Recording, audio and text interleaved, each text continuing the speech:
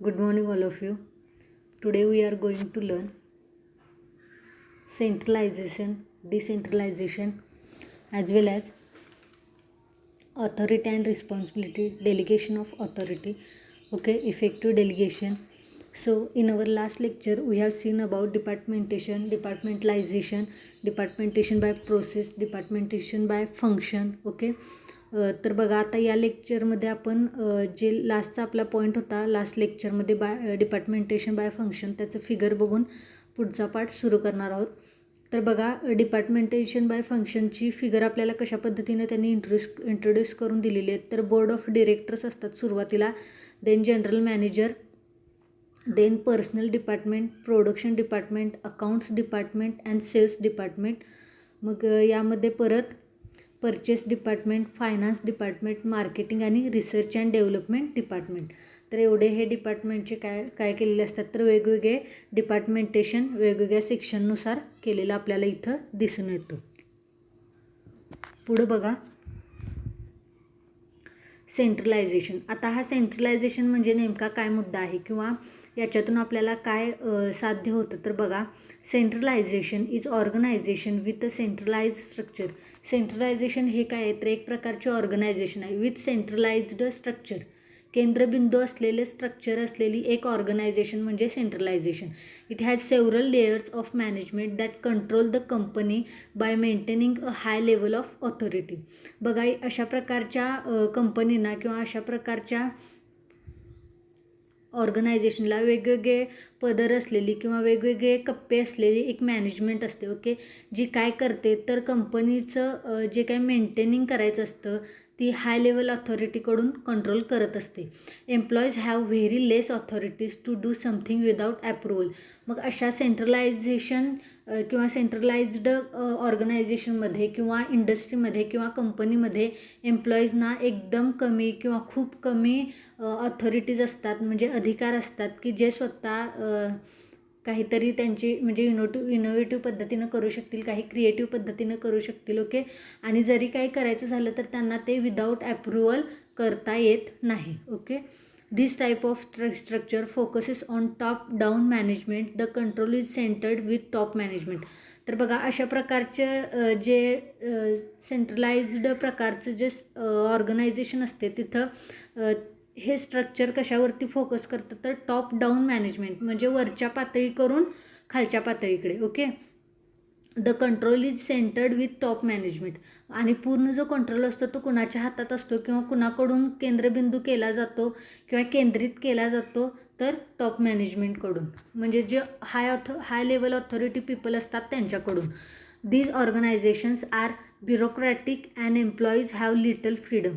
मग अशा प्रकारच्या या ज्या ऑर्गनायझेशन असतात त्या काय असतात तर ब्युरोक्रॅटिक असतात, म्हणजे जे हाय लेवल अधिकारी लोक असतात त्यांच्याकडून सगळे कायदे किंवा सगळे रेग्युलेशन्स रूल्स पास केले जातात. आणि जे खालच्या पातळीचे लोक असतात किंवा जे एम्प्लॉईज असतात किंवा मिडल लेवल मॅनेजमेंट असेल, लो लेवल मॅनेजमेंट असेल तर अशा मॅनेजमेंटमधल्या लोकांना काय असतं तर अगदी कमी प्रमाणात त्यांना त्यांचे डिसिजन घेण्याचा किंवा कुठलाही अधिकार गाजवण्याचा अगदी कमी प्रमाणात स्वातंत्र्य असतं.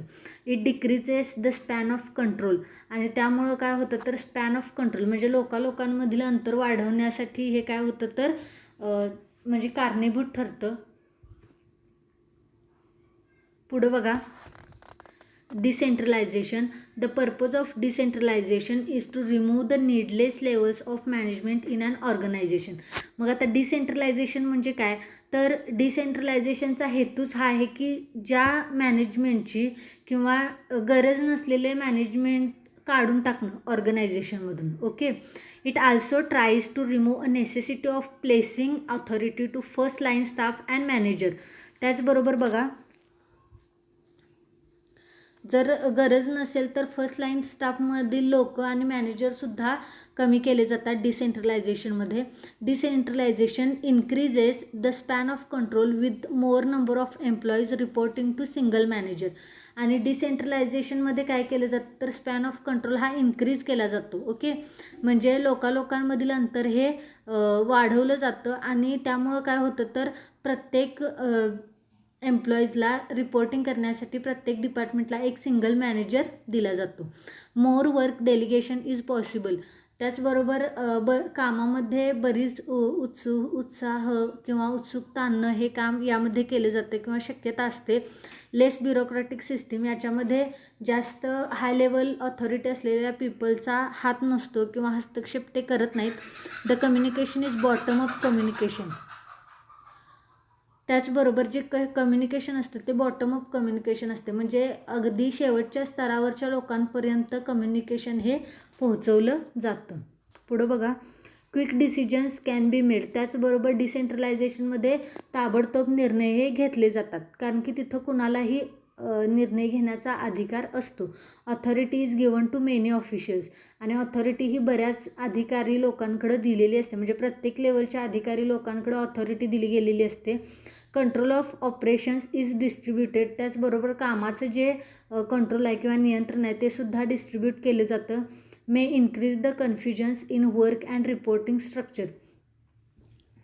पण कधी कधी काय होतं तर म्हणजे प्रत्येक डिपार्टमेंटला वेगळा मॅनेजर, प्रत्येक एम्प्लॉईजकडं म्हणजे त्यांना हस्तक्षेप करण्याची त्यांच्या कामामध्ये मुभा दिली जाते, तेवढे त्यांना अधिकार दिले जातात. त्यामुळे काय होतं, कधी कधी कामामध्ये आणि रिपोर्टिंग स्ट्रक्चरमध्ये कन्फ्युजन होण्याची जास्त शक्यता असते किंवा कन्फ्युजन जास्त प्रमाणात वाढलं जातं.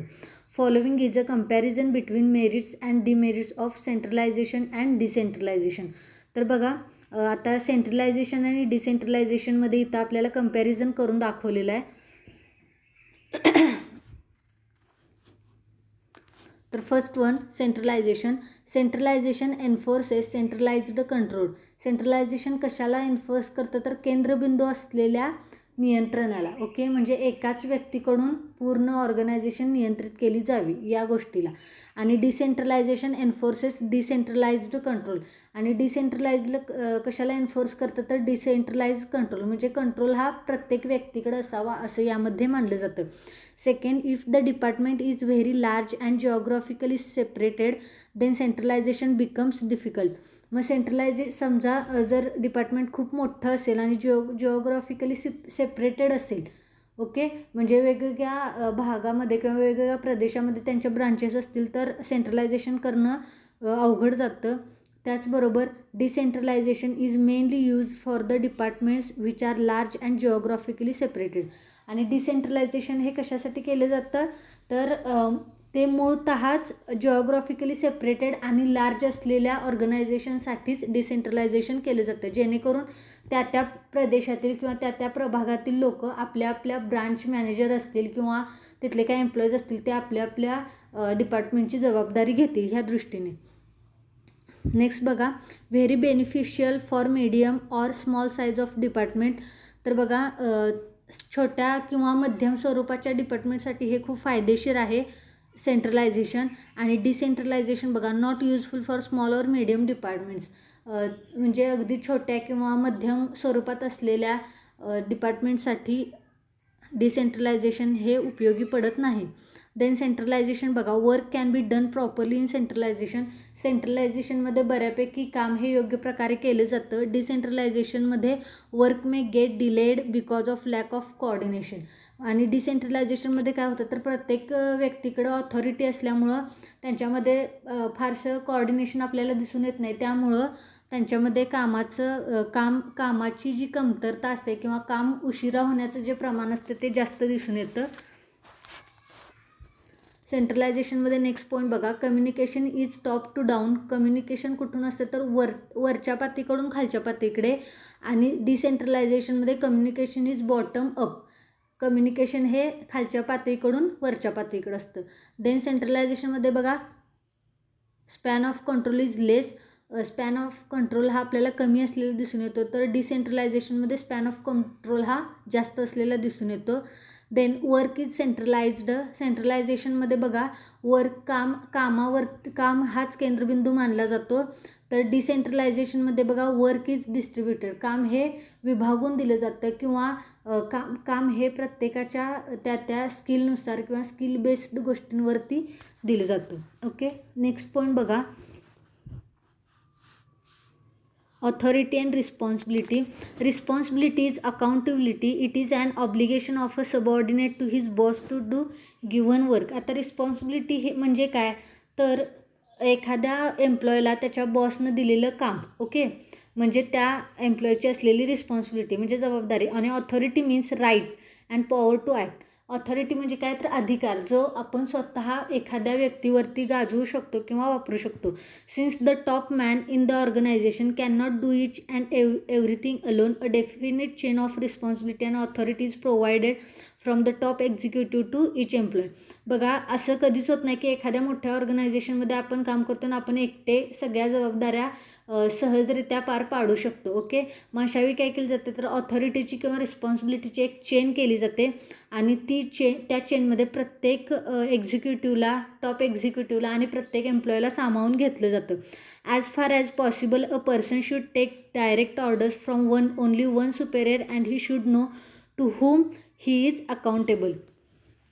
तर बघा, अशामध्ये काय केलं जातं, तर डायरेक्ट ऑथॉरिटीमध्ये काय केलं जातं, तर डायरेक्ट सुपेरियर पीपलकडून एम्प्लॉईजला डायरेक्ट ऑर्डर दिल्या जातात.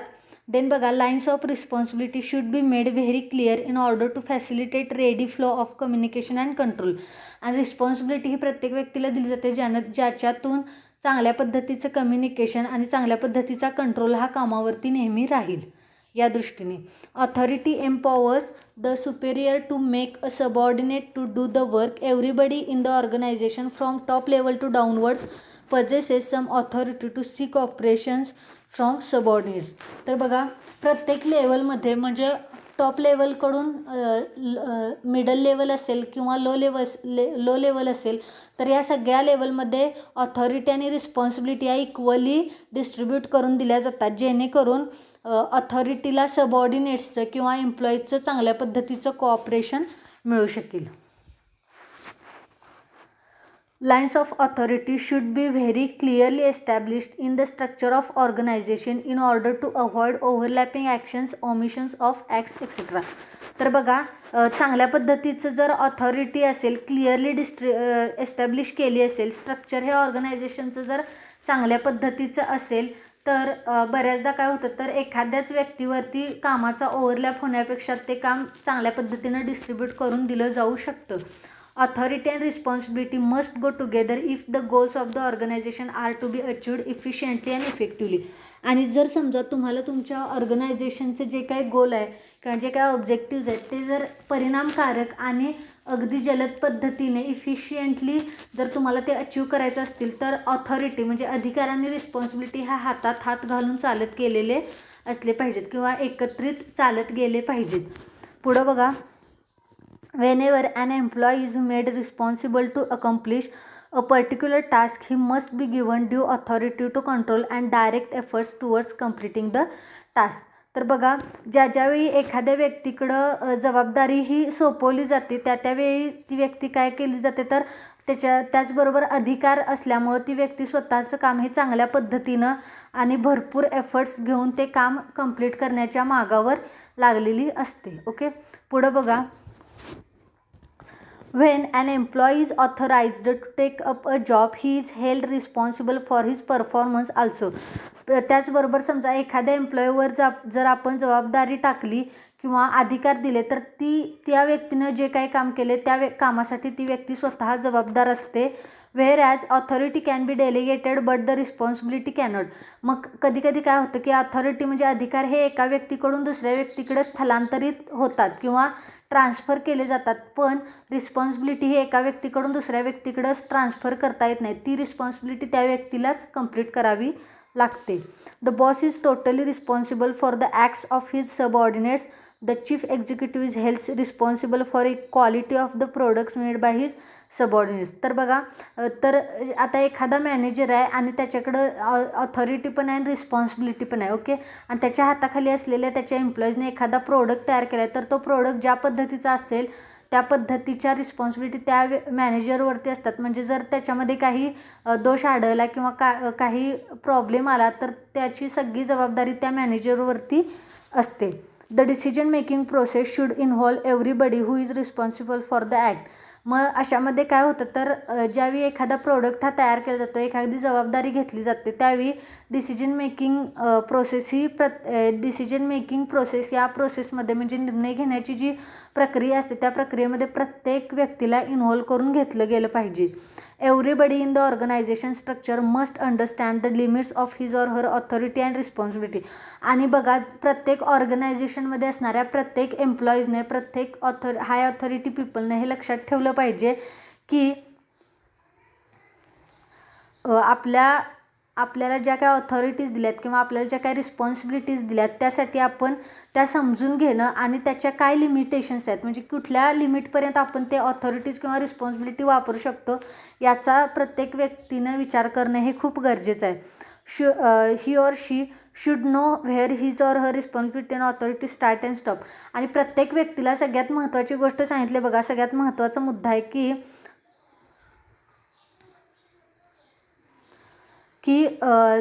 म्हणजे आपली रिस्पॉन्सिबिलिटी नेमकी कुठं सुरू होते किंवा आपली अथॉरिटी नेमकी कुठं सुरू होते आणि कुठंपर्यंत स्टॉप होते, ओके, किंवा कुठंपर्यंत संपते. हे जर आपल्याला या लिमिटेशन्स माहीत असतील तर आपण आपल्या कामामध्ये 100% देण्याचा म्हणजे आपण आपल्या कामामध्ये 100% दिलेलं असतं, ओके. तर आता तुम्हाला हा पॉईंट समजला असेल. नेक्स्ट पॉईंट घेऊयात आपण लगेचच, डेलिगेशन ऑफ ऑथॉरिटी. आता delegation of authority stands for granting of authority to subordinates to accomplish or perform a particular assignments while operating within pre decided limits and standard establish. आता delegation of authority म्हणजे काय तर एखाद्या व्यक्तीकडं सोपवलेली जबाबदारी, मग ती जबाबदारी पार पाडत असताना जो काय तुम्हाला स्टँडर्ड नेमून दिला आहे किंवा जो काय तुमचा स्टेटस आहे त्या स्टेटसमध्ये किंवा त्या जी काही क्वालिटी त्या क्वालिटीमध्ये तुम्हाला काय करायचं आहे तर तुमच्या म्हणजे प्री डिसाइडेड तुमच्या आधी ज्या काही लिमिटेशन्स ठरल्या असतील तर त्या लिमिटेशन्समध्ये बसून, त्या स्टँडर्ड्समध्ये बसून तुम्हाला तुमचा प्रोडक्ट हा एस्टॅब्लिश करायचा असतो. Principles of delegation of authority R.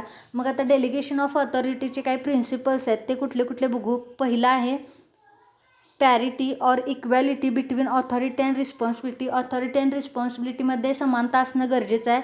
Second, responsibility in terms of results. Responsibility म्हणजे कुठल्या अर्थाने तर रिझल्टच्या अर्थाने. Then principle of unity of command, म्हणजे एखाद्या व्यक्तीवरती किंवा एखाद्या कामावरती कंट्रोल असणं खूप गरजेचं आहे. डेलिगेशन ऑफ रिस्पॉन्सिबिलिटी, कामाची जबाबदारी. देन ओव्हरलॅपिंग ऑफ रिस्पॉन्सिबिलिटीज, जर ओव्हरलॅप होत असतील तर त्या responsibilities. Free flow of information, म्हणजे फ्री फ्लोमध्ये असलेल्या ज्या काही इन्फॉर्मेशन असेल किंवा वेगवेगळ्या लोकांकडून मिळत असलेली माहिती असेल. डेलिगेटेड ऑथॉरिटी, त्याचबरोबर डेलिगेटेड ऑथॉरिटी असेल, ओके. पुढं बघा, स्पॅन ऑफ कंट्रोल मॅनेजमेंट. तर span of control is also known as span of management. Span of control can be defined as the number of subordinates who report to an executive. आता span of control म्हणजे काय तर काय म्हणतो आपण, एखाद्या गोष्टीचा एखाद्या व्यक्तीचा एखाद्या गोष्टीवरती असलेला कंट्रोल, ओके. मग आता span of control is defined as the number of subordinates who report to an executive. बरेच असे एम्प्लॉईज किंवा बरेच असे सबऑर्डिनेट्स जे काय करतात तर आपल्या एक्झिक्युटिव्हला किंवा आपल्या हाय ऑथॉरिटीला रिपोर्टिंग करतात, त्याला आपण स्पॅन ऑफ कंट्रोल असं म्हणणार आहोत. Also it can be defined as the number of subordinates than the executive or manager can supervise directly. त्याचबरोबर सबऑर्डिनेट्स किंवा एम्प्लॉईज डायरेक्ट त्या एक्झिक्युटिव्हकडं किंवा मॅनेजरकडं न जाता मॅनेजरनेच किंवा एक्झिक्युटिव्हनेच त्या लोकांना डायरेक्ट सुपरवाइज करणं, ओके. यालासुद्धा आपण स्पॅन ऑफ कंट्रोल असं म्हणू शकतो. It is important that one executive should not have more subordinates. It is difficult for superior to guide many subordinates.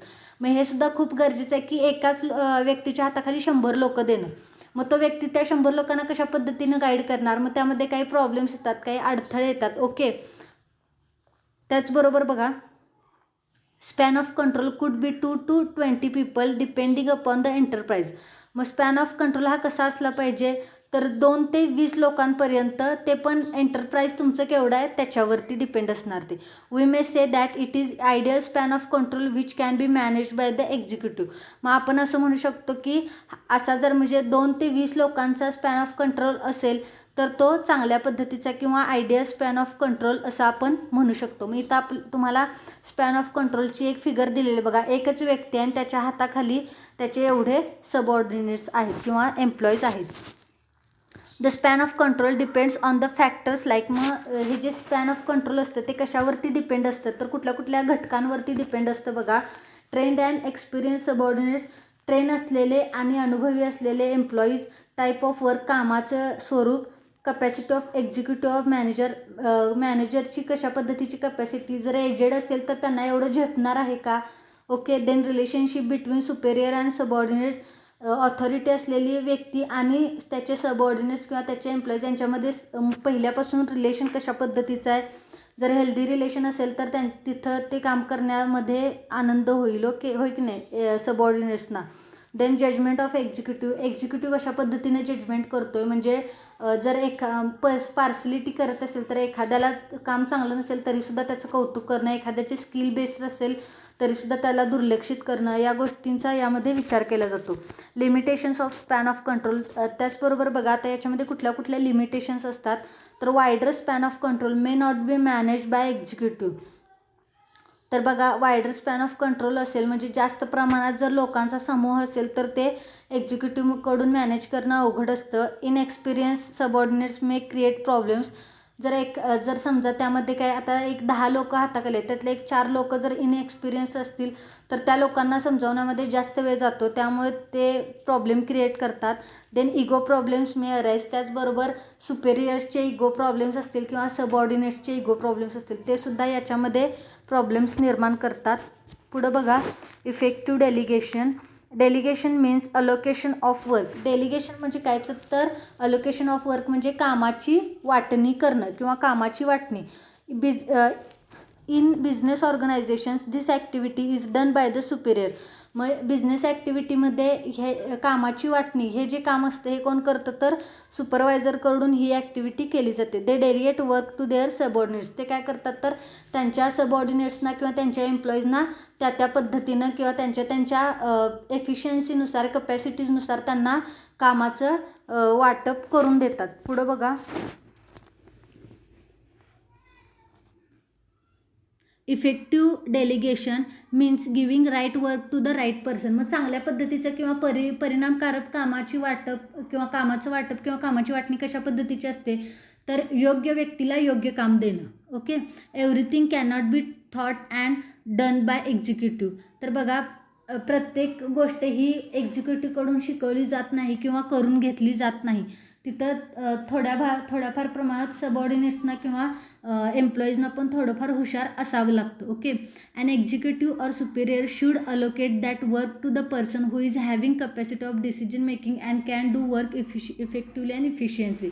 मग यामध्ये काय महत्त्वाची गोष्ट आहे बघा तर त्यांचे जे काही एक्झिक्युटिव्ह असतील किंवा सुपेरियर असतील त्यांनी त्या व्यक्तीचं स्किल बघून त्या व्यक्तीची कपॅसिटी बघून त्या व्यक्तीला कामाचं वाटप करून देणं किंवा कामाची वाटणी करून देणं हे खूप महत्त्वाचं असतं, जेणेकरून काम हे चांगल्या पद्धतीचं आणि इफेक्टिव्ह आणि इफिशियंट होईल.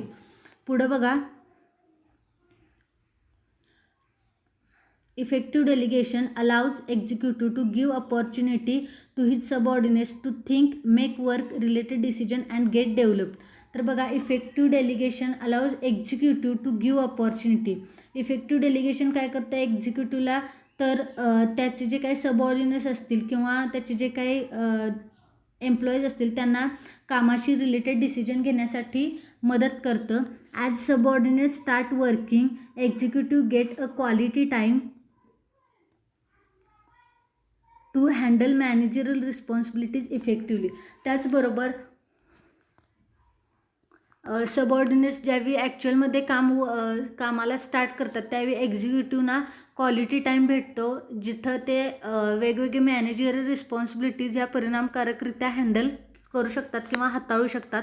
Managerial responsibilities include coordination, communication, problem handling and solving, planning, making improvement in organisational activities. तर बघा मॅनेजरियल रिस्पॉन्सिबिलिटीज असतील त्या काय काय करतात तर इन्क्लूड कोऑर्डिनेशन. मग मॅनेजरियल रिस्पॉन्सिबिलिटीमध्ये कुठल्या कुठल्या गोष्टींचा समावेश होतो तर सहकार्याची भावना, कम्युनिकेशन म्हणजे संवाद कौशल्य, प्रॉब्लेम हँडलिंग अँड सॉल्विंग वेगवेगळ्या प्रकारचे प्रॉब्लेम हँडल करणं आणि ते सॉल्व करणं, प्लॅनिंग करणं, making improvement in organisational activities म्हणजे ऑर्गनायझेशनमध्ये ज्या काही ॲक्टिव्हिटीज असतील त्याच्यामध्ये सुधारणा घडवून आणण्याचं काम हे करत असतात. ओके, नेक्स्ट पॉईंट बघा बॅलन्स, स्टॅबिलिटी अँड फ्लेक्झिबिलिटी. आता यामध्ये बॅलन्स बघा, balancing stands for balance of every unit or department of organization that is contributing in the overall growth and success of organization. तर बघा बॅलन्स म्हणजेच नेमकं काय तर प्रत्येक व्यक्तीचा किंवा प्रत्येक युनिटचा, प्रत्येक डिपार्टमेंटचा हा ऑर्गनायझेशनमध्ये जे काही योगदान देतात त्यामध्ये ऑल ओव्हर त्यांची जी ग्रोथ असते, जो काही सक्सेस असतो तो बॅलन्स स्वरूपात इथं चेक केला जातो. To achieve goal of organization effectively, efficiently and economically every unit or department should be balance. आणि बघा प्रत्येक चांगल्या पद्धतीचं जर आपल्याला गोल किंवा ऑब्जेक्टिव्ह अचीव करायचं असेल ऑर्गनायझेशनच्या दृष्टीने तर चांगल्या पद्धतीचं इफेक्टिव्हली, इकॉनॉमिकली म्हणजे सगळ्या बाजूनी युनिटनं किंवा डिपार्टमेंटनं बॅलन्स हे चांगल्या पद्धतीचं करणं गरजेचं आहे. Absence of balance in units will lead to the failure in achieving organizational goals, so balancing is foremost. त्याचबरोबर बघा जर तुमच्यामध्ये जर चांगल्या पद्धतीचा बॅलन्स नसेल तर तुमचं जे काही गोल असेल ते फेल्युअरच्या दिशेने जातं आणि त्यामुळं तुमच्यामध्ये चांगल्या पद्धतीचा बॅलन्स असणं म्हणजे या सगळ्या गोष्टी असणं खूप गरजेचं असतं. We can take example of marketing department. If marketing department is weak or undeveloped as compared to other departments like purchase, production, HR, etc., it will seriously affect overall growth of organization. आता for example आपल्याला जर बघायचं झालं तर balance जर नसेल तर काय होतं, समजा तुमच्यामध्ये वेगवेगळे डिपार्टमेंट आहेत, मग त्यातलं जर मार्केटिंग डिपार्टमेंट घेतलं, जर मार्केटिंग डिपार्टमेंटचा परफॉर्मन्स हा वीक असेल, अनडेव्हलप्ड असेल तर कम्पेअर टू अदर डिपार्टमेंट्स, मग जर बाकीच्या डिपार्टमेंटची तुलना केली तर त्यांनी त्यांचा परफॉर्मन्स त्या डिपार्टमेंटनी चांगल्या पद्धतीने दिला आहे. ओके, पण तुमच्या डिपार्टमेंटचा किंवा मार्केटिंग डिपार्टमेंटचा जर परफॉर्मन्स चांगला नसेल तर हे काय होतं तर सिरियसली म्हणजे अतिशय गंभीररित्या पूर्ण ऑर्गनायझेशनच्या वाढीला, ग्रोथला किंवा प्रगतीला हार्मफुल ठरतं. So marketing department has to be balanced means adequate resources, man power and necessary authority for smooth function of department. आणि म्हणूनच मग त्या ठिकाणी मार्केटिंग डिपार्टमेंट बॅलन्स असणं गरजेचं आहे. मग बॅलन्स म्हणजे नेमकं कुठल्या अर्थाने तर चांगल्या पद्धतीचे रिसोर्सेस असणं, मनुष्यबळ चांगल्या पद्धतीचं असणं, ऑथॉरिटीचा स्मूथली वापर करणं आणि फंक्शनिंग ऑफ डिपार्टमेंट आणि डिपार्टमेंटचं असलेलं काम. ओके, पुढं बघा stability of organization. Second point आहे B, stability of organization means a capacity of to tolerate losses because of key persons living organization. तर आता स्टॅबिलिटी म्हणजे काय तर समजा काही महत्त्वाचे असलेले व्यक्ती जर ऑर्गनायझेशन सोडून गेले तर त्यावेळी सहन केलेला किंवा हँडल केलेली परिस्थिती. Stability ensures that in absence of these key persons organization do not make any losses and run smoothly towards its growth. आणि स्टॅबिलिटी म्हणजे हा सुद्धा विचार करणं गरजेचं आहे. समजा एखादी चांगल्या पदाची व्यक्ती किंवा चांगली व्यक्ती जर ऑर्गनायझेशन सोडून गेली तर त्यावेळी कुठल्याही पद्धतीचं हताश न होता किंवा निराश न होता ती स्मूथली काय करणं तर ऑर्गनायझेशनच्या ग्रोथमध्ये भर घालणं. To ensure stability, a long-term planning related to the required manpower and training and development for employees is required. आणि त्यामुळंच अशा वेळेला जर एखादी व्यक्ती निघून जात असेल तर त्या जागेला दुसरी व्यक्ती लगेच तयार होईल अशा पद्धतीचं ट्रेनिंग एम्प्लॉईजना देणं हे गरजेचं असतं. पुढं बघा flexibility. Organisational flexibility is mainly about ॲडजस्टिंग work. Organizational flexibility is mainly about adjusting work assignments, manpower and facilities that are required when temporary changes occur while working. आता फ्लेक्झिबिलिटी म्हणजे काय तर ऑर्गनायझेशनमध्ये ॲडजस्टिंग म्हणजे कामाच्या वेळा सांभाळून घेणं, मनुष्यबळाची संख्या वाढवणं किंवा कमी करणं, फॅसिलिटीज देणं, त्याचबरोबर काही जर तात्पुरते जर काही बदल करायचे असतील तर ते बदल करता येणं शक्य असणं, यालाच आपण ऑर्गनायझेशनमधली फ्लेक्झिबिलिटी असं म्हणू शकतो. Flexibility allows bending and blending without experiencing any ग्रेव सेटबॅक ऑर डिले. ओके, मग फ्लेक्झिबिलिटी कुठल्या कुठल्या गोष्टीमध्ये, तर बेंडिंग असेल, ब्लेंडिंग असेल, विदाउट एक्सपिरियन्स एनी ग्रेव सेटबॅक ऑर डिले असेल, तर कामाचा होत असलेला वेळ असेल, तर ह्या सगळ्या गोष्टी सांभाळून घेणं फ्लेक्झिबिलिटीमध्ये बसतं. पुढं बघा, communication. Communication is one of the most vital activities that take place in an organization. Communication म्हणजे संवाद होणं हे ऑर्गनायझेशनमध्ये खूप गरजेचं असतं. Communication creates a link among different part of departments of an organization. Communication काय करतात किंवा संवाद, तुमच्यामध्ये असलेला संवाद काय करतं, तर वेगवेगळ्या डिपार्टमेंटना एका लिंकमध्ये जोडतं. Communication is the process of transmitting information as well as information for official purpose within or even outside the organization. कम्युनिकेशनमुळं काय होतं, तर वेगवेगळी माहिती ही वेगवेगळ्या डिपार्टमेंटपर्यंत पोहोचत असते. Inside communication could be production to stores department. Outside communication could be made to customers, suppliers, service providers etcetera. त्याचबरोबर यामध्ये मग वेगवेगळ्या डिपार्टमेंटची जी लोकं असतील त्यांच्याकडून मिळत असलेली माहिती, मग कस्टमर्स असतील, सप्लायर्स असतील, सर्व्हिस प्रोव्हायडर्स असतील. Okay, then a proper communication system ensures that no miscommunication, confusion, fears or distress arise in an organization. जर चांगल्या पद्धतीचं कम्युनिकेशन असेल तर म्हणजे अविश्वास किंवा गोंधळ, गैरसमज या गोष्टी ऑर्गनायझेशनमध्ये जास्त वेळ तग धरून राहत नाहीत किंवा वाढत नाहीत. Miscommunication can culminate in to strikes or fights among employees and cause seriously consequences to the organization. मग मिसकम्युनिकेशनचे जे काही परिणाम असतील ते आपल्याला वेगवेगळ्या गोष्टीतून दिसून येत असतात. Through good communication system employees can be made aware about the goals or objectives of an organization. जर चांगल्या पद्धतीचं कम्युनिकेशन असतील तर आपल्याला नेमकं काय अचीव करायचं आहे, ऑर्गनायझेशनसाठी आपलं काय गोल आहे हे समजू शकतं सगळ्यांनाच. पुढं बघा, communication is better when it is two way and free. ज्यावेळी कम्युनिकेशन हे दोन्ही बाजूकडून असतं आणि मुक्तपणे असतं त्यावेळी ते चांगल्या पद्धतीचं होतं. Executive when gives information or instructions to the subordinate should give feedback and reply if necessary. समजा जर सुपेरियर लोक किंवा हाय अथॉरिटी असलेले लोक जर तुम्हाला काही इन्स्ट्रक्शन्स देत असतील तर जर तिथं रिप्लाय देणं गरजेचं असेल तर सबऑर्डिनेट्सकडून किंवा एम्प्लॉयकडून रिप्लाय जाणं हे खूप गरजेचं असतं. A good communication assist in taking decision correctly and also implementing it effectively and efficiently. तर बघा, गुड कम्युनिकेशन असेल तर तुम्ही तुमचे डिसिजन मेकिंग चांगल्या पद्धतीनं करू शकता, ते इम्प्लिमेंट चांगल्या पद्धतीनं करू शकता. Also it helps executive to visualize effects of his or her decision making. त्याचबरोबर एखादी सुपिरियर व्यक्ती असेल तर ती एम्प्लॉईजनं दिलेला डिसिजन हा कशा पद्धतीनं आपल्या ऑर्गनायझेशनसाठी फायदेशीर आहे याचा विचार करू शकतं. पुढं बघा, there are different types of communications as listed below. तर मग आता इथं वेगवेगळ्या पद्धतीचे कम्युनिकेशन प्रकार दिलेले आहेत. तर बघा, पहिला आहे downward communication. This communication takes place from top executive to the lowest grade of the employees. Communication could be information or instructions.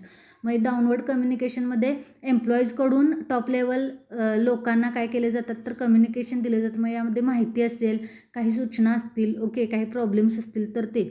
Second, upward communication. Upward communication is from bottom to top. Upward communication हे top लेवलकडून low लेवलकडे येतं. It is generally from lowest grade employee to the top executive. It could be in the form of suggestions, complaints, feedback, orientation etcetera. मग यामध्ये काही complaints असतील, काही suggestions असतील, काही फीडबॅक असेल तर तो दिला जातो. Horizontal communication. Horizontal communication takes place among employees who have same level of authority. मग हॉरिझॉन्टल कम्युनिकेशन हे कोणामध्ये होतं, तर नोकर वर्गामध्ये जे एका लेवलवरती किंवा एक समान अधिकार असलेल्या लोकांमध्ये. ओके, आणि अनऑफिशियल कम्युनिकेशन बघा. Unofficial communication could B rumours or gossips. मग अनऑफिशियल म्हणजे काय, तर बाहेरच्या गोष्टींना म्हणजे अफवा असणं किंवा काहीतरी चकाट्या पिटणं वगैरे. Okay. Sometimes rumors could be a truth but it creates a wrong picture. कधी कधी काय होतं तर अफवा ह्या खऱ्या असतात, पण ते काय होतं तर चुकीचे चित्र किंवा चुकीच्या कल्पना आपल्यासमोर उभं करतं. Effective communication system can help in improving official communication. आणि जर इफेक्टिव्ह कम्युनिकेशन असेल तर आपलं ऑफिशियल कम्युनिकेशन सुधारण्यासाठी मदत करतं. Then organizing the physical resources. The biggest job of supervisor is to manage the physical resources. सुपरवायझरचं सगळ्यात मोठं काम किंवा मोठी गोष्ट काय असेल तर फिजिकल रिसोर्सेस मॅनेज करणं. Physical resources include place, infrastructure, machinery, raw material, manpower extra. मग यामध्ये कंपनीसाठी किंवा ऑर्गनायझेशनसाठी असलेली जागा असेल, कच्चा माल असेल, इन्फ्रास्ट्रक्चर असेल, मशिनरी असतील, ओके, त्याचबरोबर मनुष्यबळ असेल, तर या सगळ्या गोष्टींचा समावेश होतो. It is a tedious job to organize physical resources. मग हा खूपच कठीण आणि अवघड असा टास्क आहे की फिजिकल रिसोर्स मॅनेज करणं. पुढं बघा, maximum production in minimum or required resources is not a simple job. बघा, जास्तीत जास्त म्हणजे कमीत कमी कच्च्या मालामध्ये जास्तीत जास्त प्रोडक्शन करणं हे काय सोपं नसतं. Organizing or arranging these resources is done by using various tactics by supervisor. मग अशा वेगवेगळ्या पद्धतीचे रिसोर्सेस अवेलेबल करणं हे खूप अवघड असतं. पुढं बघा, matching human need with job needs. Matching human need and job needs is important. It is necessary to recruit right number of people with right skills. Matching human need with job needs म्हणजे काय तर योग्य जागेवरती किंवा योग्य ठिकाणावरती योग्य व्यक्तीची नेमणूक करणं. Okay. Number of people required for job must be recruited. So matching human need and skills with the need of job is required. मग कधी कधी काय होतं तर चुकीच्या जागी चुकीच्या व्यक्तीची नेमणूक केल्यामुळे पूर्ण कामाचा खोळंबा होतो. ऑर्गनायझेशनची ग्रोथ होत नाही, म्हणजे जशी हवी आहे तशी होत नाही. ओके. आणि म्हणूनच matching human need with job needs हे खूप गरजेचं आहे. देन लास्ट पॉईंट आहे बघा, allotment of task to individuals and establishing relationship among persons working in a group. Work can be allocated to the individuals or groups as per requirement of the job. तर जे काही काम असेल किंवा ज्या काही नोकऱ्या असतील त्या ठिकाणी त्या पद्धतीनं प्रत्येक व्यक्तीला किंवा ग्रुपला वर्क कामाचं वाटप करणं. When a person or employee is working alone it is easy to handle. ज्यावेळी एखादीच व्यक्ती काम करत असते त्यावेळी तिला हँडल करणं खूप म्हणजे सोपं असतं. When the job or task is group activity, team spirit is required in the group. ज्यावेळी एखादं काम हे टीम मेंबरकडून केलं जातं त्यावेळी टीम मेंबरमध्ये टीम स्पिरिट असणं खूप गरजेचं असतं. The relationship among group members should be good. त्याचबरोबर टीम मेंबरमध्ये असलेलं रिलेशन हे चांगलं असणं त्याहून जास्त गरजेचं असतं. Lot of cooperation and coordination is required to execute group activities. त्याचबरोबर चांगल्या पद्धतीचं सहकार्य आणि चांगल्या पद्धतीचं कोऑपरेशन असणं हे खूप गरजेचं असतं टीम मेंबरमध्ये किंवा ग्रुप ॲक्टिव्हिटीजमध्ये. ओके. तर बघा, आता तुमचं इथं सेकंड युनिट संपलेलं आहे. हे आपलं सेकंड युनिटचं लास्ट लेक्चर होतं. उद्यापासून आपण परत युनिट नंबर 3 सुरू करतो आहे. ओके. तर आता पूर्ण आपलं फर्स्ट युनिट झाले, सेकंड युनिट झाले, यामध्ये कुठल्याही प्रकारचा काहीही प्रॉब्लेम असेल तर प्लीज मला कॉल करा किंवा कॉन्टॅक्ट करा आणि तुम्ही तुमच्या क्वेरीज किंवा तुमचे काही डाऊट्स असतील तर मला विचारू शकताय. एखादा पॉईंट समजला नसेल तर मी तो तुम्हाला परत रिटीच करेन. ओके. तर बघा, इथंपर्यंत आपलं हे युनिट नंबर सेकंड संपलेलं आहे. जर काय प्रॉब्लेम असेल तर यू कॅन कॉल मी और you can contact me. Okay. Thank you.